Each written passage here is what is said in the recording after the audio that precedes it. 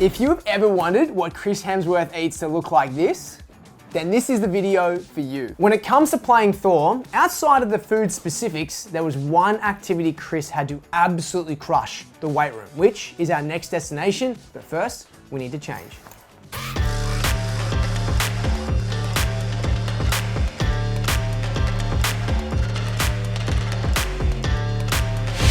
Let's talk about how much you need to eat. This is a very simple question, and we can do this by breaking it down into proteins, fats, and carbohydrates. Now, to improve your lean muscle mass by 10%, you need to multiply your body weight if you work in pounds by 0.7, and if you're in kilos, 1.6. That resulting number is the amount of protein in grams you need to hit daily. Now, if you're looking at your fats and carbohydrates, using a 30% protein ratio for your day, a 20% for your fat, and a 50% for your carbohydrates, we can take that initial protein in grams number and then convert that with the respective ratios. But what if I'm plant-based? How am I gonna hit that protein number? Such a common question. And let me lead this off by giving you an example of both Troy Washington and Simon Hill, both plant-based legends, both massive and lean. And on top of that, with the Centr recipes, we have a breakdown of the macronutrients so you know firsthand how much protein, fats, and carbs you are getting in each meal.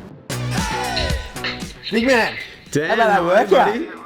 That was epic. Oh, how was the workout? All the guns are pumped. He's put that work in. I really want to get the inside scoop for what Chris does himself. So following a workout, man, what are the kind of things that Chris loves to enjoy, and how particular is he about his meal timing as well? Good questions, Dan. We're obviously trying and get some protein in straight away, depending on if we're on set or where we are, but his go-to food would be, if it's like, we'd sometimes pre-organise it, so as soon as he finishes, he has a meal prepared for him, and he loves steak, so he's a big fan of steak, so steak and some good carbs, either brown rice, sweet potato.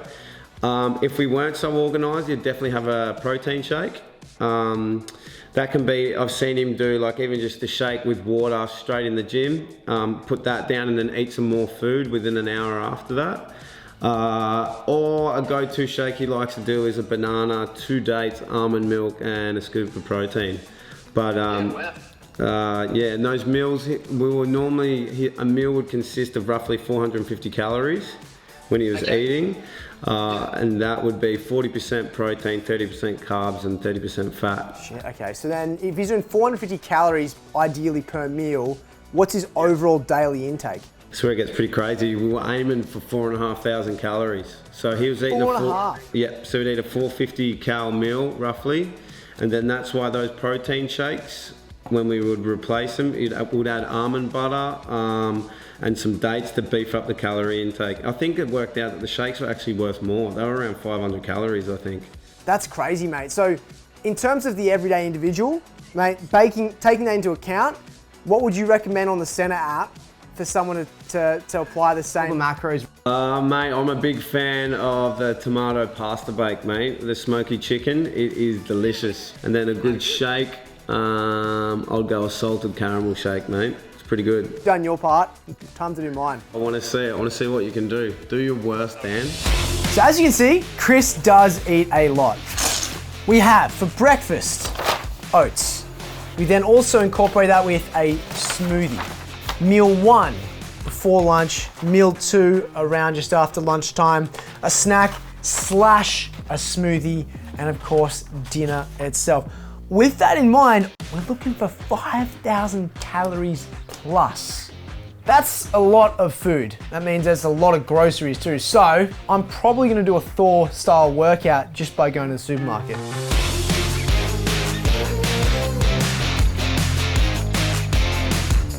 Next, we have the awesome mango smoothie. This bad boy is chock-a-block full of nutrient-dense awesomeness, including the protein and of course the starch, carbohydrates that we want. But we're not gonna focus on the macronutrients on this one. We're gonna talk about timing. If you do not eat before your workout, it is typically recommended that you eat directly after. If you eat beforehand, you do not necessarily need to eat directly after within 2 hours because you still have essential amino acids in your system. However, if you're trying to put on mass, just like Chris is, you probably want to double down on particular liquid format ingredients such as this smoothie because it's easier to absorb and you're also getting in extra nutrients to make sure you're putting on that mass as well. But don't worry, we're eating shortly soon as well. Protein balls, chocolate protein balls specifically. Now these little legends help you in the afternoon. Now you think about it, you've had 3 major meals, a smoothie, you're definitely getting a good amount of intake in. Now these lovely wonders, a solid amount of protein in all of this, and of course the carbohydrates we need. Do not shy away from carbohydrates, we need them. So this short burst of energy in the afternoon will help you get through to dinner and is really helpful if you're doing a double session like Chris has to a lot of the time.